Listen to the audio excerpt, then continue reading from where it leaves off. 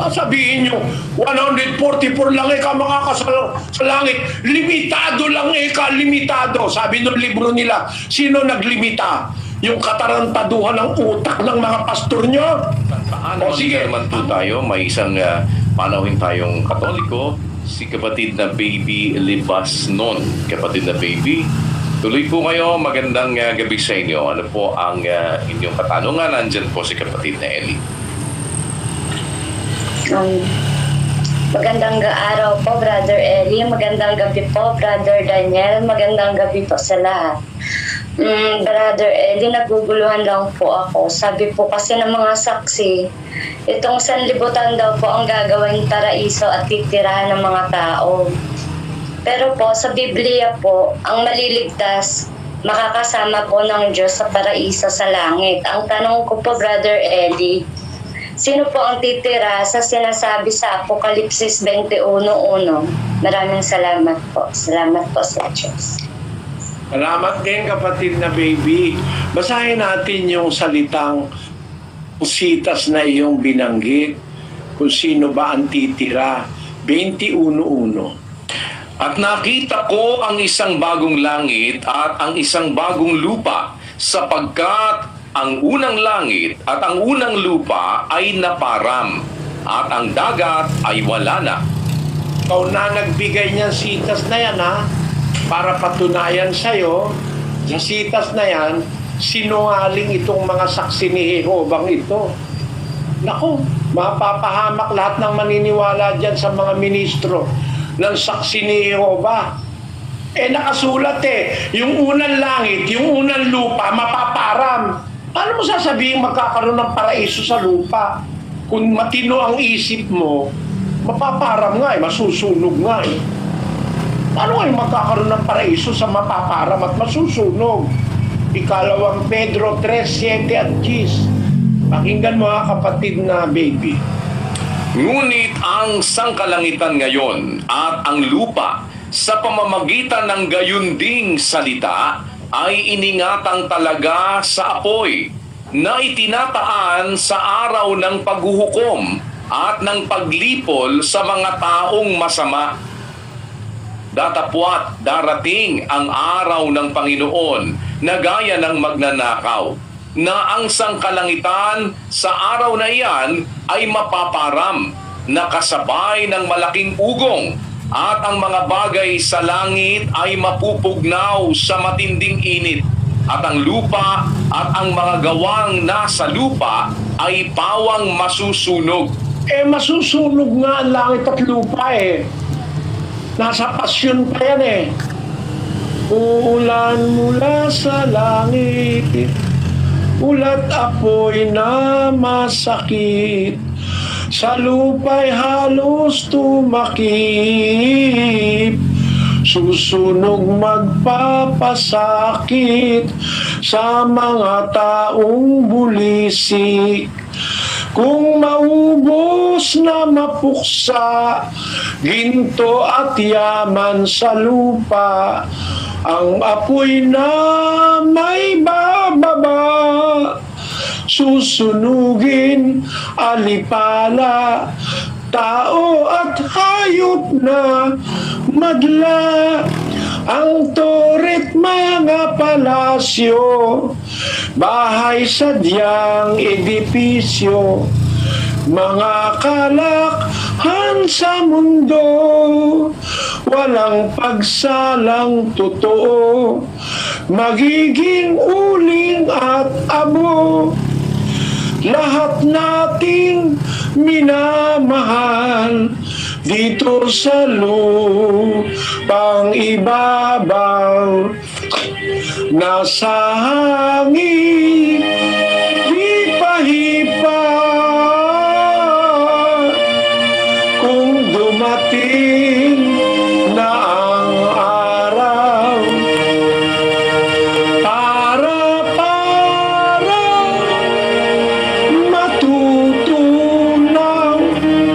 matutunaw nga paano kayong magkakaroon ng paraiso sa matutunaw, kundi naman matinding katarantaduhan niyang nalaman niyang mga saksi ni Jehovah na yan. You can live forever in paradise on earth. Saan mo nakita yung may paradise on earth? Kaya mo bang patunayan na dalawa ang paradise? Isa sa langit, isa sa lupa? Kasi ang sabi ni Pablo, ikalawang Korinto 12:2 at 4. Pakinggan mo kapatid na baby. Nakikilala ko ang isang tao kay Kristo na mayroon ng 14 na taon. Maging sa katawan, aywan ko. O maging sa labas ng katawan, aywan ko. Diyos ang nakaalam na inagaw hanggang sa ikatlong langit, na kung paanong siya'y inagaw sa paraiso at nakarinig ng mga salitang di masayod na hindi nararapat salitain ng tao. Kita mo, edi ang paraiso pala nasa ikatlong langit. Doon inagaw si Pablo sa Espiritu. Nakarating siya sa ikatlong langit, sa paraiso. Tanong, ano ba ang nandun sa paraiso? Basahin natin sa Apokalipsis. Kapatid na baby, huwag kang paloloko ha. Sasama ang loob ko sa'yo pag nagpaloko ka pa. 2:7 ng Apokalipsis. Ang may pakinig ay makinig sa sinasabi ng Espiritu sa mga iglesia. Ang magtagumpay ay siya kung pakakanin ng punong kahoy ng buhay na nasa paraiso ng Diyos. Sa paraiso pala, nandun yung punong kahoy ng buhay. Ano pa ang nasa paraiso? Basa pa rin sa Apokalipsis 22:1. At ipinakita niya sa akin ang isang ilog ng tubig ng buhay na maningning na gaya ng bubog na lumalabas sa luklukan ng Diyos at ng Kordero.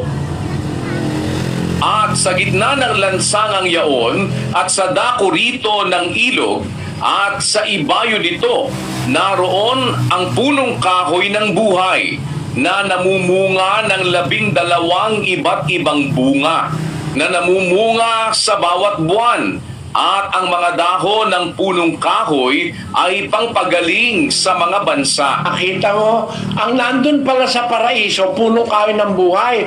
Nandun din pala yung ilog ng tubig ng buhay. Nandun din kapatid yung trono ng Diyos. No? Ang liwanag no?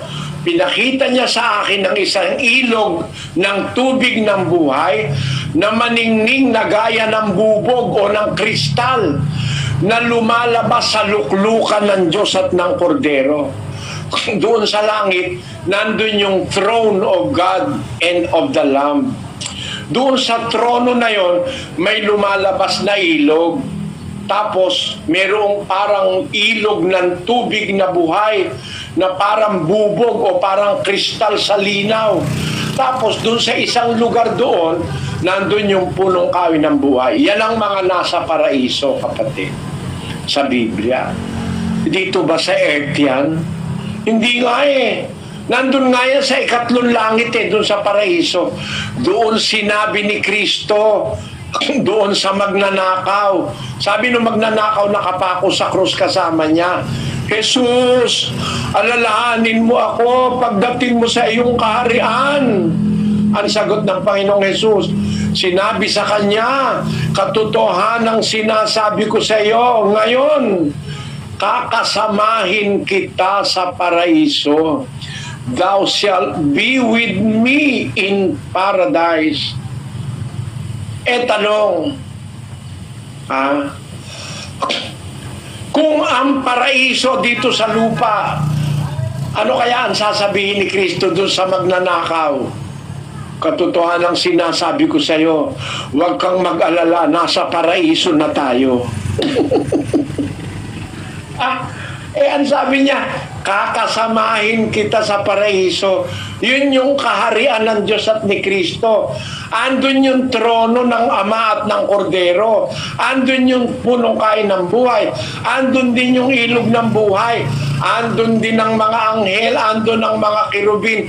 Andun ang lahat ng magiging dapat sa Diyos. Wala sa lupa. Sa mga saksi ni Jehova, pinaghihiwalay nila Yung makakarating sa langit, 144,000 daw. Yun daw mali, mga iba, dito lang daw sa lupa yun. Napakatinding kasinungalingan yan. Napakalaking kagaguhan ng mga pastor Amerikano yan na ininject sa atin. Di tayo nagsusuri ng Biblia na paglululoko tayo. Tingnan ninyo ang sabi ng Jehovah's Witnesses.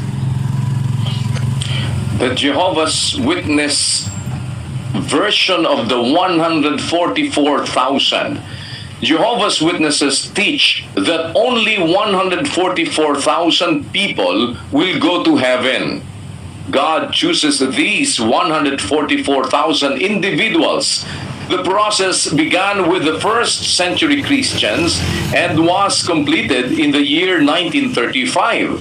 Of course, from 1879, the year the Watchtower started, till 1935, only faithful Jehovah's Witnesses were chosen for this special role. Yan yung katarantaduhan yan. Nag-umpisa raw nung 1930 pa, nung matayo ang Watchtower nung 79 hanggang 1935, doon daw nag-umpisa yung mga pinipiling 144,000. Kundi nga kahangalang walang kapareho yan, ang maniwala diyan gago eh. Bakit? Isipin mo kapatid, 1879 to 1935, namimili ang Diyos ng mga magiging tapat na saksi ni Jehovah para masama sa 144,000? Hindi totoo yan. Kasi nung panahon pa ni Juan, kompleto na yung 144,000. Nakita na nga ni Juan eh. Basahin natin ang 7:4 ng Apokalipsis. At narinig ko ang bilang ng mga natatakan na 144,000 na natatakan sa bawat angkan ng mga anak ni Israel. Nako, Israelita yan, hindi Amerikano yan. Kung di ba naman kayo sandakot na manluloko. Narinig ko ang bilang ng natatakan, 144,000 na natatakan sa bawat angka ng mga anak ni Israel. Sa angka ni Ruben, sa angka ni Huda, 12,000. Sa angka ni Ruben, 12. Sa angka ni Gad, 12,000. Sa angka ni Aser, 12,000. Sa angka ni Neptali, 12,000. Sa angka ni Manases, 12,000. Sa angka ni Simeon, 12,000. Sa angka ni Levi, 12,000. Sa angka ni Isaac, 12,000. Sa angka ni Zabulon, 12,000. Sa angka ni Jose, 12,000. Sa angka ni Benjamin, 12,000, for a total of 144,000. Pagdating sa verse 9, pagkatapos ng mga bagay na ito, nung makita niya na yung natatakan sa mga angka ni Israel, tumingin ako at narito ang isang lubhang karamihan, hindi mabilang ng sinuman, mula sa bawat bansa, lahat ng mga angkan, mga bayan, mga wika, nakatayo sa harapan ng luklukan, sa harapan ng Kordero. Di nasa langit din